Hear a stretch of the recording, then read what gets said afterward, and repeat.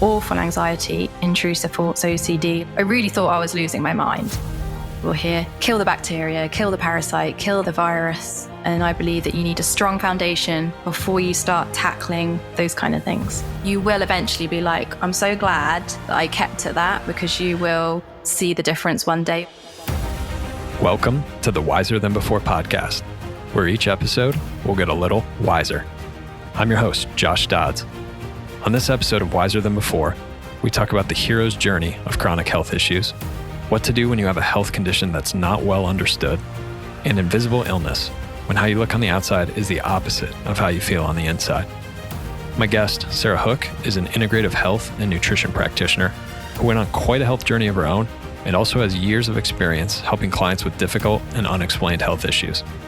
In this episode, we also talk about the hidden gifts of the chronic illness journey, the dangers of pushing your nervous system too hard, Sarah's top tools for nervous system support, and why slower can be better when it comes to rebuilding your health. Sarah, welcome to the show. I'm really excited to be here. Thank you for inviting me. Yeah, no, absolutely. I'm excited to have you too. You have a pretty incredible health journey. And like we were talking about just before we started rolling here, I resonate with a lot of what you've gone through, even though I didn't have the same diagnosis and things, but the chronic health journey is definitely a hero's journey, and you certainly have that. So just to start off, I was curious what you going through your journey that you've gone through now. What do you think are the main things that are misunderstood about a chronic health journey? I think one of the main things for me is as well, if someone can't see how sick you are on the outside, for me, that was a big one because I wasn't completely bedbound. So I did have really chronic fatigue and a lot of nervous system symptoms. And I think for me, the hardest thing was that people couldn't see how sick I felt. It was like when people say about invisible illnesses, like it's really difficult, I think, when you feel so ill, because I felt at times like I was just dying, but no one could see that on the outside. And a lot of people would say, especially doctors, like, but you look so well. I didn't feel well at all. So I think for me, that was the first thing, is that you can't always see how ill someone is from the outside. And second is the lack of awareness by a lot of doctors of what nervous system illnesses can really be. Like a lot of GPs, they're basically doctors in the UK, like the doctor that we would just go to see like for a blood test or something like that, not a specialist. But a lot of those doctors don't really have the knowledge about nervous system. They just focus on a few symptoms. So for instance, if you say like I've got nervous system issues or neuro issues, like I had like my reflexes tested, but because I had good reflexes, apparently my nervous system was fine. Like things like that, just really closed-minded and just not enough knowledge, really. Yeah. I certainly found that too. Like the knowledge, like it eventually, at first I was pretty angry for a long time and just frustrated, because you go looking for help. But now the way I see it is that it's just they're not equipped for some of these chronic illnesses. And so the way I look at it now is like, oh, well, I was going to a mechanic hoping that, with a broken computer and then upset at the mechanic for not fixing it. And sometimes the mechanic doesn't even know that they don't have the best tools. So they're trying to do the best they can. But yeah, when you get to that level, you feel so poorly, and then you're at the wrong shop, really. It can be tough. When did you realize or come to think of what you're going through as a nervous system issue? Because even now, there's not really, I wouldn't say I've heard that term very much, but I think it's really accurate for certain people that have these long, ongoing chronic things that they just have trouble getting over. And again, that are like so poorly understood, that create a lot of frustration and difficulty for people. So how did you come to look at it like that, or realize like, oh, this is actually more of the core of the issue? for me, it felt very nervous system. So like I could literally feel, and I had the education behind me as well, because I'd been studying holistic health for quite a while before I got sick. So I guess I had more understanding of what was happening in my body at certain times. So I think that awareness was really helpful for me, because I did say straight away, was like, this is my nervous system, just feels like it's under attack. That's what it felt like it was just kind of shutting down. So yeah, for me, I kind of just knew that from the beginning. So it was just kind of frustrating that other people couldn't understand that or see that. But yeah, I kind of just felt like, yeah, it was just like, every part of my body was affected. So I kind of knew that was coming from the nervous system, like, the heart palpitations and the constant panic attacks. And like my heart would have like lots of different rhythms. It'd be going fast and it'd be going slow. And yeah, I just felt like my whole body was out of control. So yeah, I kind of knew that was nervous system related. Okay, sure. And this was, you were at a relatively young age, correct? Well, I mean, you're even still young now. So obviously this was before now. Yeah. I mean, it's been about 10 years from when like I felt like my body just collapsed. So I was like early 30s, I'd say. Yeah. So yeah, in my early 30s.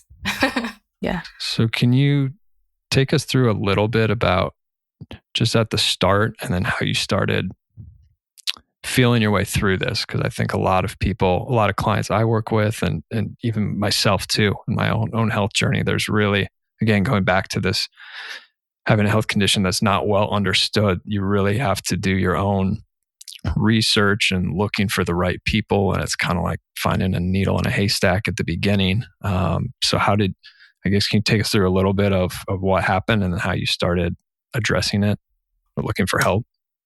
Yeah. So for me, again, I feel like I was quite lucky because I kind of had suspicions that it was Lyme disease because I actually had a tick bite, right? So I know there can be a lot of people that have Lyme that don't remember a tick bite, didn't see a tick bite, but I was lucky enough to actually remember one when I was 25. I pulled a tick off my leg. And so when that happened and I was having all the nervous system issues, I remember researching, and I think it might have been on Instagram. I saw someone going through some nervous system stuff and they were talking about Lyme, and I was like, oh yeah. And I kind of remembered that I had the tick bite, and then everything kind of started falling into place because my health had started deteriorating really slowly. So I was already getting a lot of like viral symptoms and a lot of times where I'd work all week and then I'd have to spend like the weekend just in bed. So I could see that slow kind of deterioration until when it got to the point where I just collapsed one day, like my body was just like, no more. So I did, the beginning of my journey, I did go to doctors just to kind of get blood results because I thought, oh my God, I feel like I'm dying, that there must be something that shows up on these blood tests. But nothing was showing up. They were saying, no, you're fine. Your bloods are absolutely fine. I think I asked them for a Lyme test, which they did, came back negative, which is very common with Lyme disease anyway, especially with some of the tests, they're just not sensitive enough. So I did all of that because I didn't want to pay for stuff because luckily we had the NHS, but then they couldn't help me. So basically then I had to go and private and just pay for everything. So yeah, I started, who was my first? I think I saw a naturopath, like a bioresonance lady, and she gave me like herbal tinctures and we started all those kind of things. But my nervous system was so in such a sensitive space, which when I would take supplements, my system would go crazy. It would make me feel even worse. And looking back to those days, like just that mast cell reaction that was happening, I didn't know that was happening at the time. But looking back, that was very mast cell it was just an overload. And so I would do it differently. To that now, I know I would have taken it a bit more gently, because I kind of went all in on some stuff, like trying to kill the Lyme. But I've learned that slower is better, usually, especially the nervous system. You have to work with it, not push against it. And the same with the body. So yeah, I started with some naturopaths, and it was really just kind of a learning. This has been 10 years of lots of different treatments and kind of learning about my body as I went. And I truly believe in guidance. Like, I feel like I'm guided. So even at times though I felt helpless, I kind of always had this trust that I was going to meet people, or they were, I'd be guided in some way to the treatments that would help me. Just on that last point, do you feel, well, I'll say I felt one of the blessings of the chronic health, because you need to, look for the bright side too, because it is such a slog and there is a lot of pain and just shock involved. But one of the bright sides is that getting more in touch with yourself and learning, what you need, what's right for you. And I feel like chronic illness kind of forces that, because you feel so poorly. And if you make a wrong step or try and do something like pretty much everybody does at the beginning, like push too hard, let me kill this thing like as fast as possible. And then you really, really start to learn, but you get more in tune with what's right for you, what's healthy for you, what's at the right moment for you for different things. And I found that can be a bit of a gift. Did you have any similar type of experience? Yeah, I feel like it's been a massive spiritual experience. I feel like I really truly believe that we learn so much through the pain and suffering. And so even though it's been like the hardest journey, I feel like I have so much, like the gratitude I have for small things is just, I wouldn't have got that through any other experience. The things I took for granted, those things now, like the most important thing to me. So yeah, I just have, a lot of gratitude for just living. And I didn't have that before. So just being and living, that's a huge one. And appreciation for my body and all the things it does. I really understand that I definitely have a really strong connection to my body. It taught me so much about balance. I feel like that's one of the main things. It's I think we're all as humans trying to learn that all the time, right? Balance in our everyday lives, it can be really difficult, but I've definitely realized how important balance is for health. If you want to a healthy body and a healthy mind, balance is really important. I feel like I feel more appreciative, to be here now for the way that my brain is, be able to have this conversation, because for years I couldn't even think straight or read a book, or, my brain was so tired and slow. And so, just having conversations, I just have a lot of gratitude for, life in general. Yeah, that's amazing. That's pretty cool. I definitely resonate with that. Just being able to walk around the block one time, you can't do that for a year or more. Then it's suddenly what was just a benign, thoughtless activity is the highlight of your day. And it just totally changes your world. I totally agree. So when you work with clients now, how do you try and help them think about these things, like either the slowing down, the appreciation, taking it slow, even if they might be take yourself back 10 years where you were at that in your journey. So people who are in a lot of pain or still new to it, haven't fully, because it took me so long to wrap my head around okay, I'm on a long journey here. And for so long, I'd be like, okay, the next thing, this is going to be it. Okay, the next thing, this is going to be it. So people, I think especially in our modern world where everything is fast, lightning fast at our fingertips. We're just used to it. We're kind of trained that everything happens, if not now, by tomorrow at the latest. And the body, it's on a different timeline than modern technology. Yeah, certainly. And because I can totally empathize with that space where, at the beginning you're so desperate, your body's in fight or flight. You want the answers now, you want relief. So I totally understand that space. And that space is, you're just kind of running off anxiety. Usually you're researching everything you can. You're taking in so much information, which is overwhelming. So I have a lot of clients that come to me in that space, and they might have been on the journey for a few years. So they might be, I certainly came from this experience as when I had been on a lot of different cleanses, and I was having a lot of food reactions.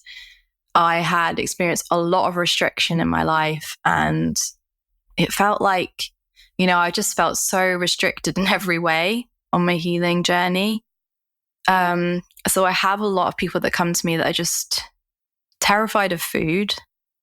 They don't know what to eat.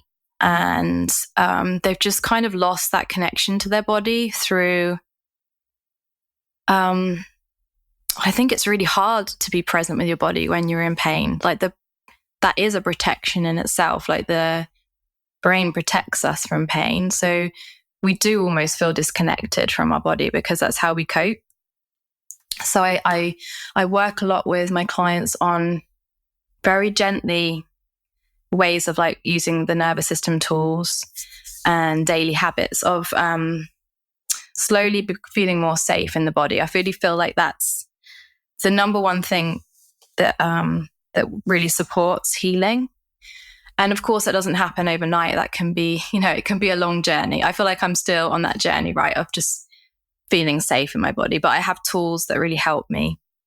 So that's one of the steps, is helping people feel more safe and more trusting in their body as well, because healing is much easier when we start to accept the symptoms. That's not easy, but accept that they're there, accept that they're messages from the body, accept that our body is doing its absolute best. So even awful symptoms are our body's actually, that is usually the immune system. It might be in overdrive, but it is the immune system trying to do its best for you. It's trying to keep you alive, and it's putting all the energy into survival. So yeah, a lot of the beginning stuff with clients is working on that, like feeling more trusting in the body, building that connection, feeling safe. And I also encourage them not to research as much. Like I feel like you kind of have to start trusting that your body knows what to do. And taking a bit more space away from researching every symptom, researching every treatment. I really feel like you need to kind of step back out of that very fight or flight energy. That's also a huge one, because your body, the nervous system, when it starts to slow down, like that is so healing for the body. But I know it can sound like the scariest thing to do, especially when you're in a space where you're like, but no, I need to heal. I need to do something. I need to do something. I need to do something.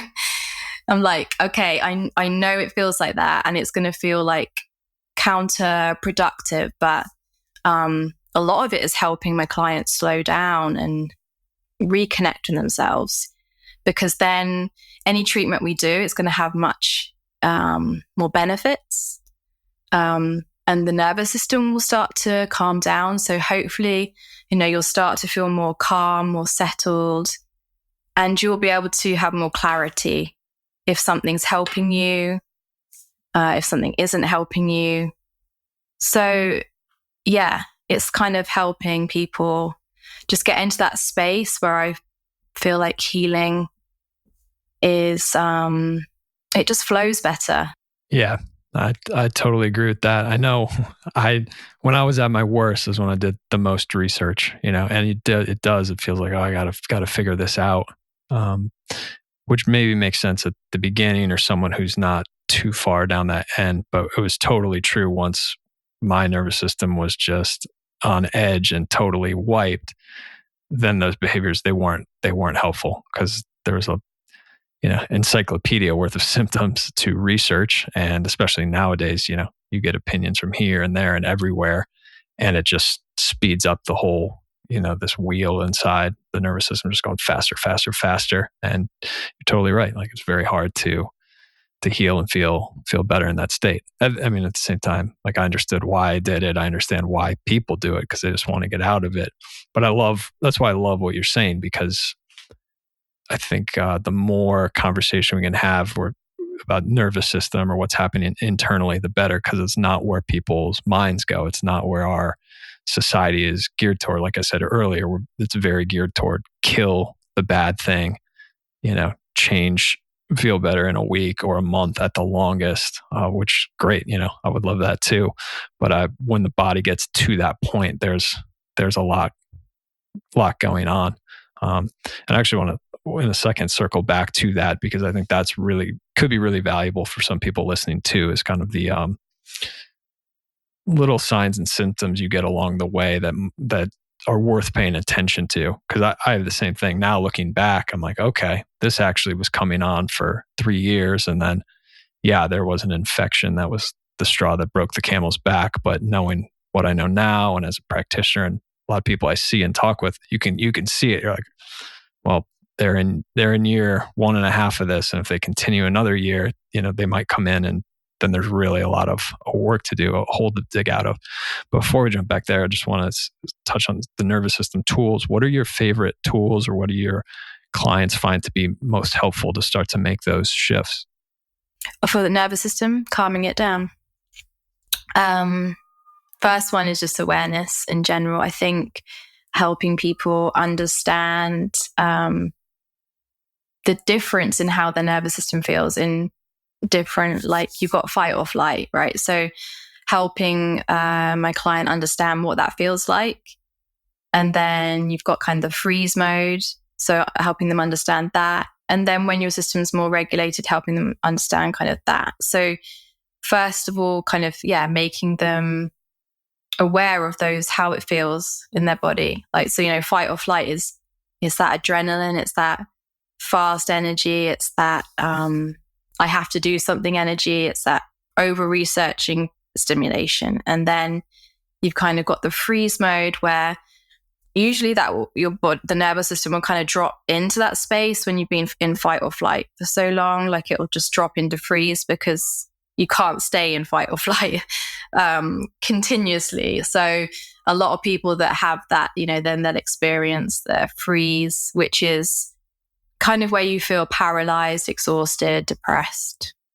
And then you've got the regulated, which is, of course, where we all want to be. But, that's where you feel calm, you feel trusting, you're like, everything might not be okay, but you feel like I'm okay. Like that, just like it's, you just feel well in yourself. And that doesn't mean that there's no symptoms, but it's just that, I feel like it's that grounded feeling, when you just feel grounded. So first one is awareness, so that my clients can see what affects them in the day, like what is, pushing them into fight or flight, what habits are, what is there a habit you're doing, which is, does your adrenaline go up? First one is awareness. Second one would be, if possible, spending more time outside, because like daylight is really, really important for our hormones. So even if someone is really fatigued, just getting outside, fresh air, some, daylight on their face, because that's going to bring your nervous system down. Even if it's a wee, tiny bit, being in nature is really, really powerful. So trying to integrate more nature time, more presence. And I know that's not easy. So it's not like, we want to be present. We're all working towards being more present, but just, I guess mindfulness, just trying to be like, if you feel like your mind's wandering off, just trying to bring it back. That's kind of like a daily habit of just being aware of that. So aware of when your mind drifts off to the, I guess that analyzing space, that fixing space, trying to bring it back into the now. So yeah, bringing yourself back into the now. And one thing that I still do, and I think it really helps me, is if I feel like I go into like kind of that fight or flight split space where I'm experiencing something and my mind's like on, how am I going to fix that? I kind of bring myself back by saying, I am safe, be here now, be present, and I just do that. And I do that over and over again, trying to bring myself back into my body. So that's another really good one. So if you're experiencing a symptom and your mind goes to, oh my gosh, what's caused this? Was it something I ate? Was it a supplement? Like, I think anyone with chronic illness can understand that your brain will just jump around everywhere trying to understand where that symptom came from, and usually what you did to cause it. So it's not like, it's not always the nicest way to look at it. You're like, what did I do to cause that? It's like you blame yourself, like a symptom. And so helping clients understand, like if they experience a symptom, to be like, I'm safe. I'm safe right now. I'm okay. Be here now. That's another really good one to kind of break that cycle of what I call like the trauma response when you have a symptom. It is a trauma response to the past. Like the brain remembers this symptom was scary, and is it going to end? And and then little things like helping people connect to their bodies with like little things like being more aware if you're cold or you're hot in the day, and actually listening to that message, right? Because I think, like you said, like the world's so busy and we're so fast. Like, how many times have you like needed the toilet but not gone, right? That's like because you're doing something else. So we kind of like push the messages away from our body. And I used to be also someone like when I was cold, I would just ignore it instead of going to put on something like an extra layer of clothing or some socks. So yeah, building that relationship with actually responding to the messages your body's giving you, because then I think you start to listen to those messages more and understand that, your body's giving you this message because it's a little bit uncomfortable right now, or it needs something. So little small things like that can really help you connect to your body on a deeper level. When you didn't feel well, did you have any difficulty implementing these things, even if you studied them and knew they were good for you?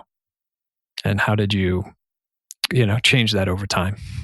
Yeah, it really is just, I would say, consistent practice. There's nothing else really that I've learned that's the hardest thing, is that you have to be consistent. And there was so many times as well, even now, I still get annoyed where I'm like, oh my God, I've got to do this thing. Like, I don't know. I know like if I start my day the right way, not the right way, but I know what makes me have a more easeful day, a more flowing day. And even now I can be like, oh, I just can't be bothered. But I know that they make me feel good, and I know they support my health. And I think it really is just committing to that and understanding that. And also understanding that some days, we're human and it's hard, and that's okay. Just accepting that, because I think not shaming yourself, because the more we shame ourselves, the harder it is actually to do those things for ourselves. So being like, okay, so I think trying not to shame yourself, and just practice and practice and practice. And it is, I believe very much in programming reprogramming the brain after chronic illness and trauma. And that is not an overnight thing. That is, just as our brains were programmed into, we had a trauma and these symptoms kind of programmed our brain in a way. It takes a while to unprogram that as well and reprogram it in a way that you want to feel. So I think it's like accepting time, patience, and really, accepting that. Like the things, I remember always wanting to get instant results, and I mean, that might happen. Miracles sometimes do. But for most of us, some of the treatments, I didn't get results until 6 months, a year down the line. That's been my experience with a lot of things. It wasn't overnight. And so also building that trust that sometimes you won't even get results straight away, but I think this whole journey is a lot about faith and trust as well. Accepting your humanness and then just trying and keeping on with the habits that are going to get you to where you need to go, and knowing that it might take time, but just don't give up. Keep doing them, because you will eventually be like, oh my gosh, I'm so glad that I kept at that, because you will see the difference one day. You'll look back and be like, oh, okay, I see. Yeah, I love it. I don't think people can hear enough of those stories, even myself too, because I also learned about the importance of this and then went through my own little internal battles to try and get it consistent. I was recommended to me to do like eye exercises, nervous system reprogramming, and also like polyvagal, like retraining the vagus nerve. And so there'd be these eye exercises, there'd be like humming and vocal exercises. And, I'd do it like for a week or two. I'm like, okay, I'm on board. And then I'd have like a really feel like crap one day and just be like, oh, and my mind would just try and talk me out of it. Like, this isn't doing anything. This isn't going to work. And it really did take months, months afterwards. Like I could then look back and be like, okay, yeah, this really, this did help. And I think I like the way you put it. Like I came to see like what would set me up for better days on average. It didn't mean every day would be great, but once I did it enough, I would notice like, oh, I didn't do any of the exercises this morning or the last 2 days. And then I start to feel a little worse. So I could see it, but it is quite subtle and it is a long journey. But I also think it speaks to the way we think about health, because nobody would, well, maybe some people do, but you think about going to the gym one time and then being upset that, you don't have muscles or didn't get whatever gains you wanted. And everyone would be like, well, yeah, you got to keep going. And it takes a while. And the people who really take it far, like they're on a year's path, not a week's path. But in health, and just wanting to get out of feeling bad. I think another thing is we kind of take health for granted, going back to, your gratitude and that you mentioned and what you're grateful for now is till you lose some health or like really take some time to get it back, you kind of just think like, oh, I'm born, I'm a human being, I'm healthy. And that's just not the case for a lot of people anymore for a variety of reasons. And so it's not so automatic. And learning some of these health principles or practices or what really leads to good health and also nervous system regulation, balance, more happiness in a lot of cases. It's different than the idea that we have. And I certainly got a big wake up call with that, and took years of lessons till I changed my opinion. Yeah. So do you ever have any clients who are like, okay, yeah, this sounds great, but they don't, they have trouble getting on board, even if they want to, again, going back to programming and what people are used to. And if you do, how do you, maybe you tell them what you just told us, so that's fine. But is there anything else you do to work with those people, or someone who's listening now who's like, would that really actually solve these the reason I'm feeling so poorly? Yeah, I do work with them with some like tools that help shift emotions, because I feel like the things that block us is mostly anxiety, I think, and also kind of fear. So I work with a lot. I mean, and also there's a lot of emotions under it, because I think, trauma is a big one that plays into chronic illness. It could be past trauma, and also trauma that's created through the experience of being chronically ill. So I do some EFT tapping. I don't know if you've heard of it, emotional freedom technique. We tap on certain points, and that really helps some people kind of drop into that space where you kind of let go of that resistance, because it's resistance that kind of stopping you from doing the things that might help us, or resistance if we don't completely understand something. So yeah, emotional freedom technique. I also recommend to some clients to work with a trauma therapist that does EMDR. Like for me, that was personally a really amazing therapy. Have you heard of it? I have, but just for anyone listening who hasn't, can you explain it briefly? Yeah. So I think it's the EMDR is like eye movement. I can't remember what the D's are. Is it desensitization or something like that? Okay. Yes. Yeah. And so you go back into traumatic memories, and you have like this little vibrating kind of buzzer in the left and the right hand, and it buzzes left to right through the whole session.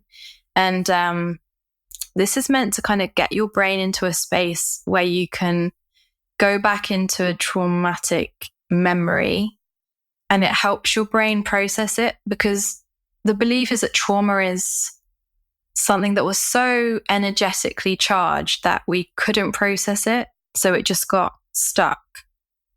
And so EMDR can help you process that where you are now. And so it kind of takes the energetic charge out of that experience. So yeah, I have a lot of my clients try that therapy, especially the ones that feel like they have a lot of resistance. It's not talking therapy. You don't need to talk about everything. You don't even have to remember the traumatic memory, because your brain kind of takes you there anyway, like the body remembers. So that can be a really great tool for people that just feel like they know what they need to do, but they just don't feel like they have the capacity to do it. But yeah, I do a lot of like emotional work with my clients as well, with like basically subconscious programming. I think it just goes alongside it. I mean, it's very much kind of doing it together. So we do the tools of the nervous system, but we do a lot of subconscious reprogramming as well, because that's usually where the resistance is to doing the things that they're just difficult, right? I feel like most things that are good for us just feel difficult. But if we can work with that resistance and understand it, then it does become easier. So yeah, I work with people on the emotions to release that resistance, and that helps a lot. Hey there. I hope you're enjoying this conversation. But you know what? I want to bring you even better content in the future. One way you can make sure that happens is by hitting the follow button on your phone in Apple Podcast, Spotify, or whatever app you prefer. Now, if we're being honest with each other, you and I both know there's no way you're going to do this later.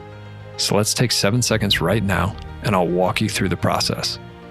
Pull out your phone, unlock it, and open Apple Podcasts, Spotify, or the listening app of your choice.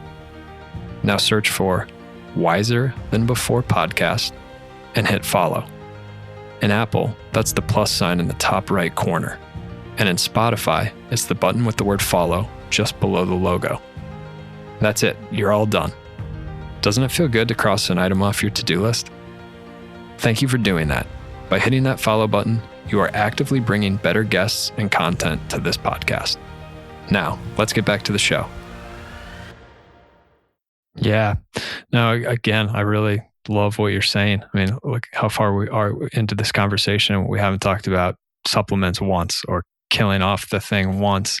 And I just think it's valuable for people because it's really a change and shift in how most society on average we think. And believe me, I did too. But after years and years of, trying to kill, of taking like 30 supplements at once, you just finally realize I'm like, I can't supplement myself back to health. And I tell it to my clients now is like, yeah, we'll do some supplements, but you can't double or triple your supplements and get better 2 times or 3 times faster. We find the right dose for you, call it like a Goldilocks dose, not too much, not too little. And then that's it. That's what the supplements can do. And they can make a difference. But when people want, because everybody wants like, how do we do it faster? How do we go faster? I'm like, the real way, if there's any way, it's the power of the nervous system. Because if that pulls out of this fight or flight that you're talking about, like not a lot of healing can happen when the nervous system feels is in this like life or death program, right? Everything is about just surviving the moment, including all these internal cellular processes we can't see or control. So to shift out of that, to do things you're saying, where it can finally feel calm, the body feels calm and can spend some time in this rest and digest place, this healing place, that can actually move things faster. But it's so interesting to have these conversations or try and work with clients, because it's very hard for people to logically they might be like, okay, I hear what you're saying, but for them to change their actions, for them to feel good or productive, spending each day doing some of the nervous system work and not think, what are the 10 new pills I need? It's really, it takes a change. And like I said, I get it, because for me, it just took banging my head against the wall for long enough to be like, have this wake up moment, like, oh, doesn't matter how many bottles I finish, like it isn't creating a warp speed change. But when looking back, the nervous system really did. So I think it's a great message, great approach, and take some. You really have to believe in your principles, because you're definitely going to have people who are like, nah, I gotta see ya. Like, I'm not working with you. I got to go to who's going to give me the stronger pill or drugs or the treatments, which are great. I know you've done a lot. I did some of the same ones, things like ozone therapy, hyperbaric oxygen chamber. Like there are good technologies out there. But yeah, my experience has also been that this nervous system is a gem. It's generally these things you're talking about, they're free or lower cost, and there's something we can do every day. But they are, there's some work, just like going to the gym is a little bit of work. Yeah, lots of work. I mean, it's really empowering though to think that once we get on board, like how much, how much we can do for our own bodies without having to rely on supplements. And supplements are great. And I just thought of actually, for clients that do have that kind of like, they just feel like I can't do this, like there are great supplements that can help you feel a little bit more control of your nervous system, like magnesium. Definitely, like I feel like I literally have most of my clients on magnesium because it's just one that most people are deficient in, and it's can be a really, really helpful one at just like giving you a little bit more space in your nervous system to kind of relax. So that can also be one. Like sometimes you do need a little bit of help from supplements to kind of calm that stress hormone response and like lower the cortisol and regulate it. So yeah, I think also I forgot to mention, with most of my clients, I'll put them on those supportive supplements first for the nervous system, and remineralization is a hard one to say. That's also a first step that I'll do with clients to that. Like before we do any killing or cleansing or detoxing, I always do the supportive stuff first. So like, like the foundations are the most important. But they can feel like the hardest, right? Like, so sleep for like, if you're not sleeping properly, I've got to sort out that first, right? Otherwise your body's not going to repair. So yeah, supporting like sleep and the hormones, especially for women, I feel like that really helps to kind of do that first before we go and tackle the rest. And yeah, that's the opposite of what we'll hear out there. We'll hear kill the bacteria, kill the parasite, kill the virus. And I believe that you need a strong foundation, as strong as you can build it, before you start tackling those kind of things. So yeah. Yeah. Did you find in your own journey, doing some of that, then it had, I wouldn't say negative consequences, but maybe stirred up the nervous system more, or just heightened that defensive state of the body, the nervous system? Yeah, with like the herbal supplements for killing stuff, like it would just, the side effects were so extreme that I was just in a really bad space. And I was in such a bad space mentally as well. A lot of my symptoms were really, I had really awful anxiety, intrusive thoughts, OCD. Like I really thought I was losing my mind. And a lot of like the killing stuff would make that 100 times worse. So, I just felt like it just didn't help me in any way, because I felt like I was just going around this vicious circle. And I don't know, for me, the mental symptoms were way worse than the physical ones. They were much, that the mental health was definitely the hardest thing to deal with. So a lot of that killing stuff would just ramp up my nervous system so much that I was just in a really bad space. And didn't really experience any healing. It just felt like my whole immune system was just in this total reactive space all the time. So I didn't get a space to just breathe and even see like how my body was feeling. It felt very, very turbulent when I approached it from just killing everything. Yeah. Earlier you mentioned balance, and I think that's such a, that's really what you need to find, right? Because some amount of, well, you said earlier, like the strong foundation, which I totally agree, because from there you can withstand some of the detox effects or the killing off effects. But if you don't have that, then it's just like piling weight on your shoulders when your body's not ready for it. So yeah, it can really, to me, that's it's really an art, or really going back to this idea of really knowing your body. And I think the best actually is if you can, know your body, and then you can find a really skilled practitioner who understands some of these things, and you work as a team, right? Because they're going to see things you don't, but then you are feeling what's going on in your body and building that skill set really, and that trust. And that's going back to the silver linings or the positive things that can come out of that. You really, like for me, gained a lot of confidence. I at some point stopped being afraid of getting sick or having poor health or even the symptoms, because I could just look at the symptoms being, you said this earlier too, like what is my body telling me?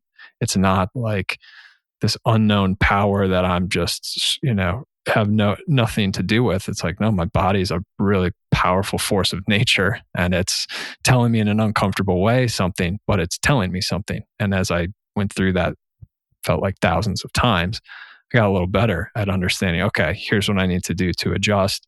And that was life-changing, because it wasn't like this circle of being stuck or like a victim, honestly, in my symptoms, feeling like a victim in my symptoms. It was like, okay, I'm working with the body, and I'm learning, figuring this powerful thing out a little bit better. And when you finally get on like the same page, you give it what it needs, then it can, take off like a rocket ship. It's a more fun ride, with plenty of rough moments, mixed in for good measure, but at least it's going in a positive direction. Yeah. I feel like that trust in the body, that it's always got your back, it really, really helps.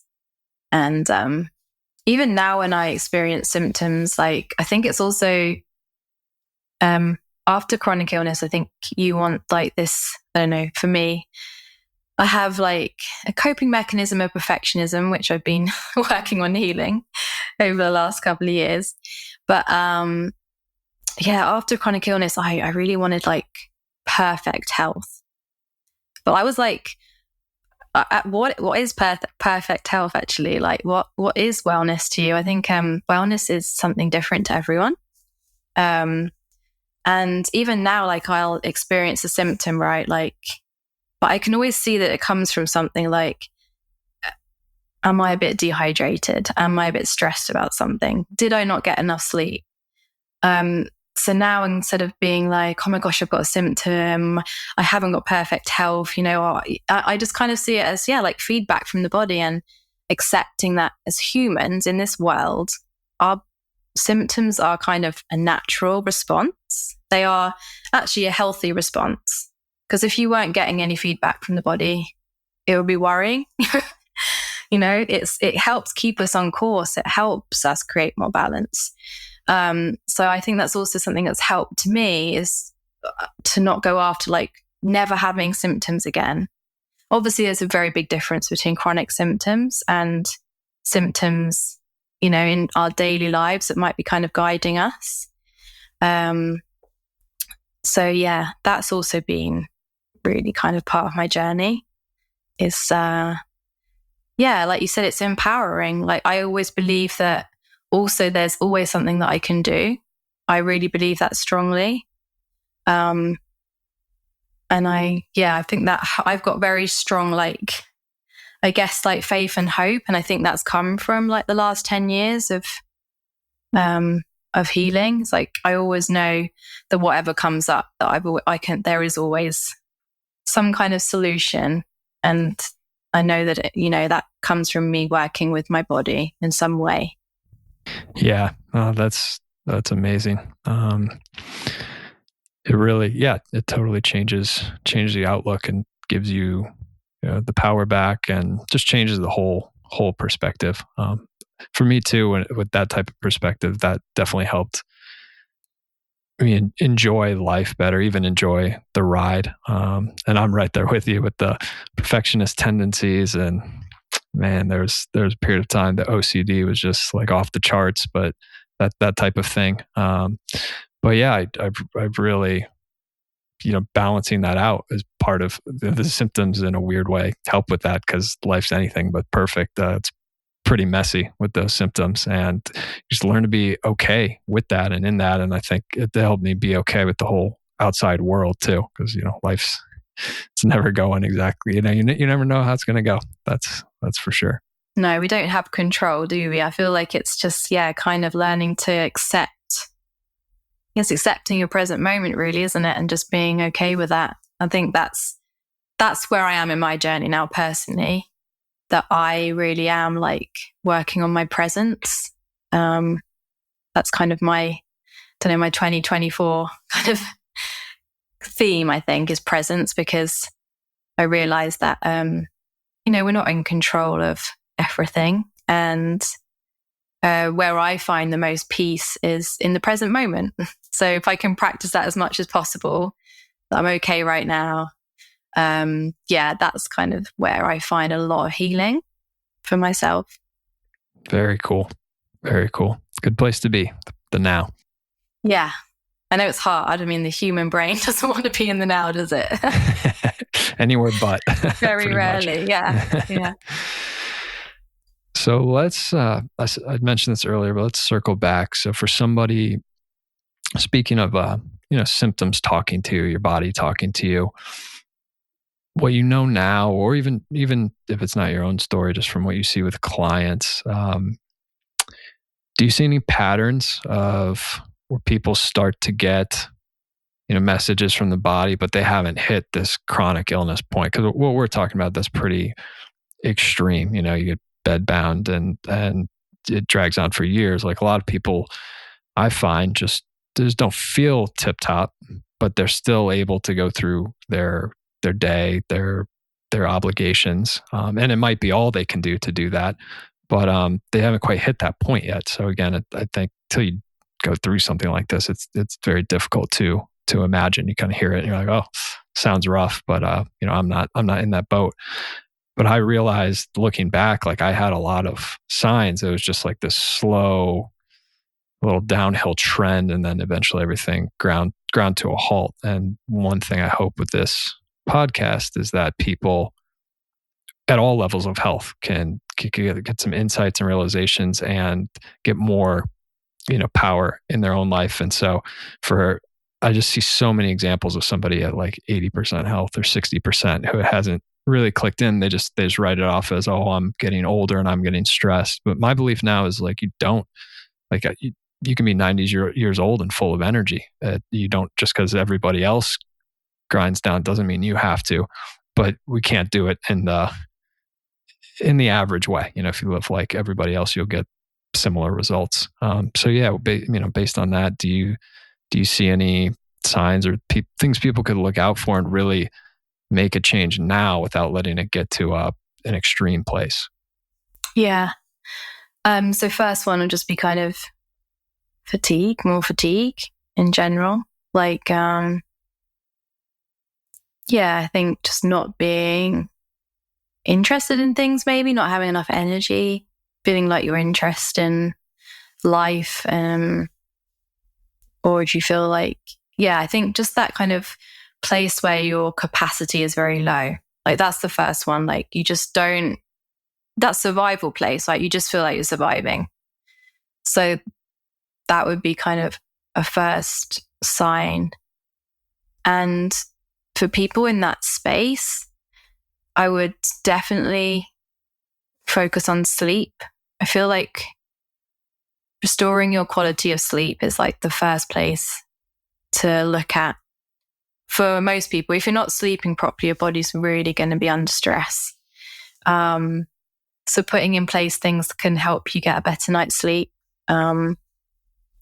such as getting enough daylight is really important, making sure that you are actually not spending all your time inside in a building, that you're actually getting some light in your eyes, especially in the morning, because I think the problem is that we're all living very unnaturally, right? We're not really living of how we should. And I think that's where a lot of disease comes from, is that we are living past our natural capacity and we're told that we should be. And if we're not, there's something wrong with us. So I think it's also understanding your own capacity. I think that's a really important one for everyone's health, because we are conditioned by society to see our worthiness in production and productivity and achievement and success. So most people are pushing past their capacity. So I feel like that's the first place to look is, am I actually doing too much? I think that's a really hard one for people to understand, because we are so conditioned to think that we should be doing everything. And if we're not, then there's something wrong with us. Instead of looking actually, is there anything actually wrong with us? Or is it that our lifestyle is too stressful and too fast? So for most people, I would say if you're experiencing, trouble with sleep or energy, is really to kind of get honest with yourself and see, am I pushing? Am I pushing past my limits? So that would be the first place, I think. And because I really feel like stress is the number one issue that we kind of have. And it's almost like an accepted thing. Like I feel like people are just like, yeah, I'm stressed.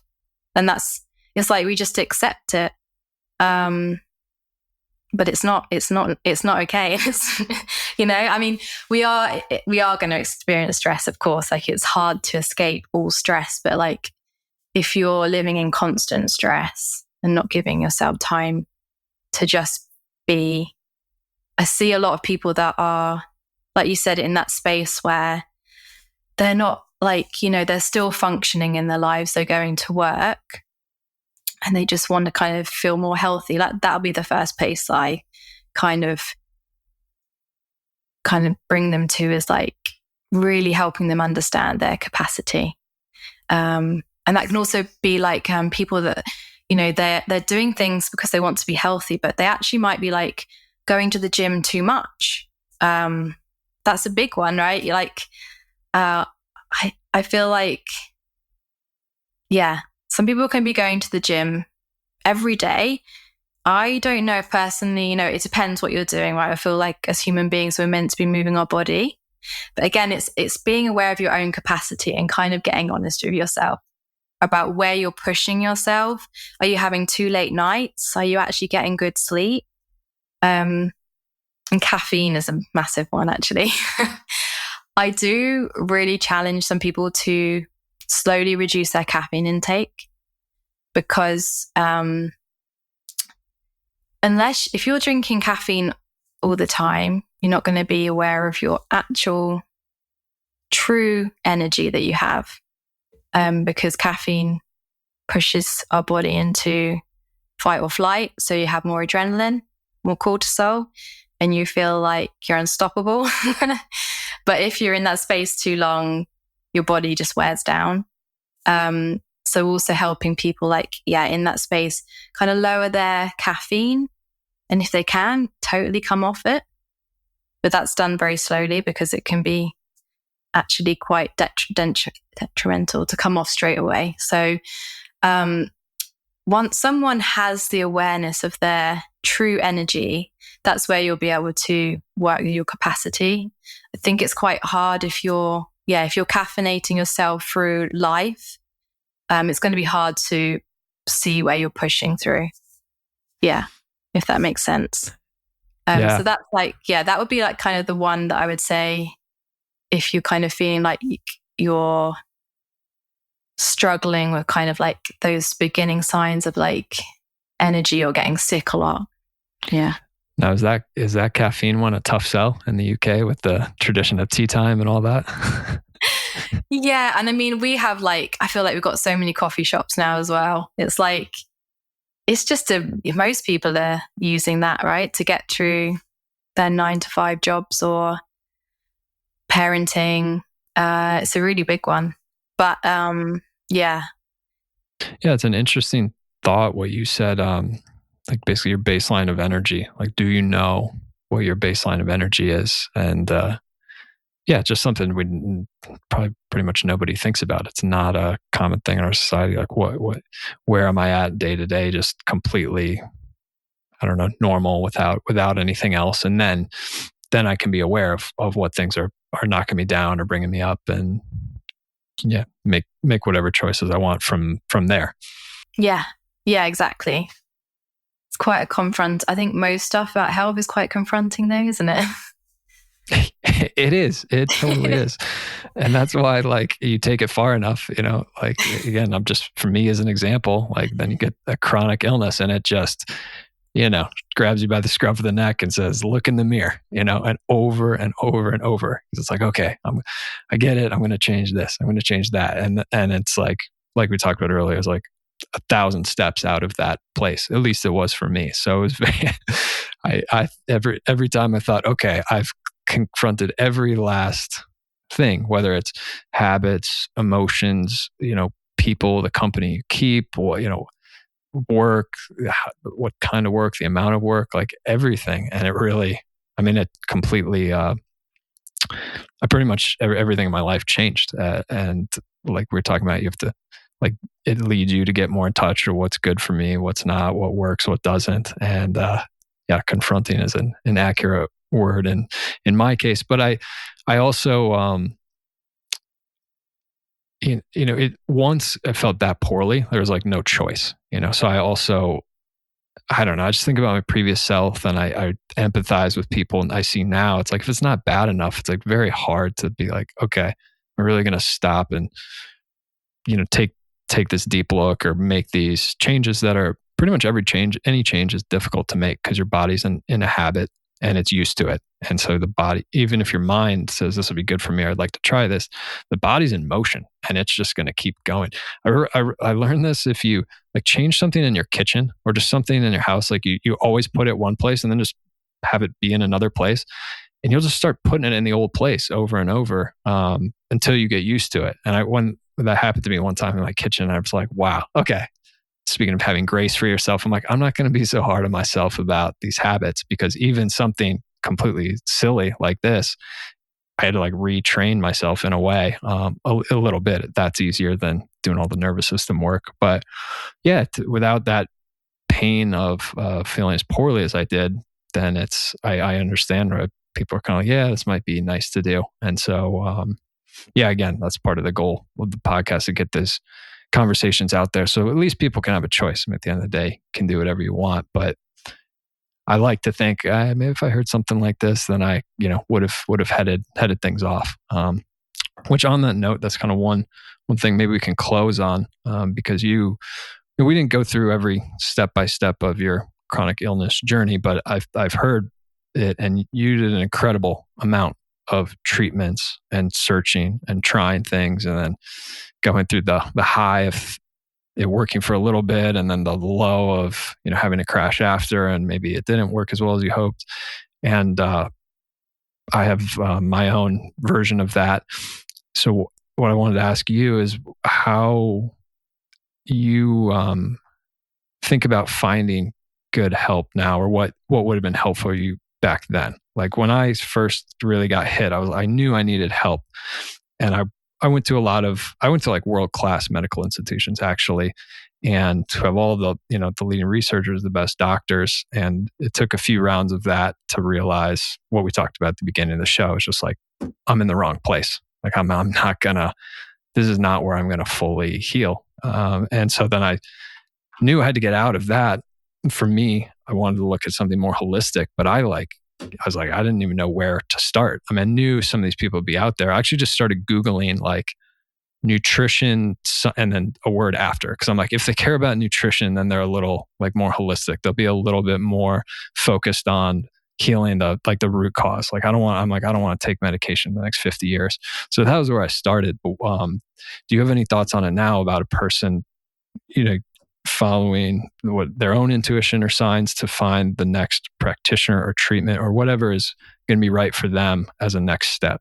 Yeah, sure. Like from my own journey experience, like I would look for a holistic practitioner, but ones that are working individually with the client. I think testing's really important. So like, because they can help you kind of understand what's going on, like more holistic testing. So for women, testing like hormones is really helpful. I think also personally practitioners that don't run in extremes. I think like ones that are working very much with your body, your capacity, not like one protocol for everyone. Like understanding, because I've seen some protocols and practitioners where the supplements are the same for every person, but obviously like you've got lots of people of different sizes, weights, like sensitivities. So looking for a practitioner that is kind of like that, not black or white, so works in that gray area of life, in the nuanced area. I think that's really important.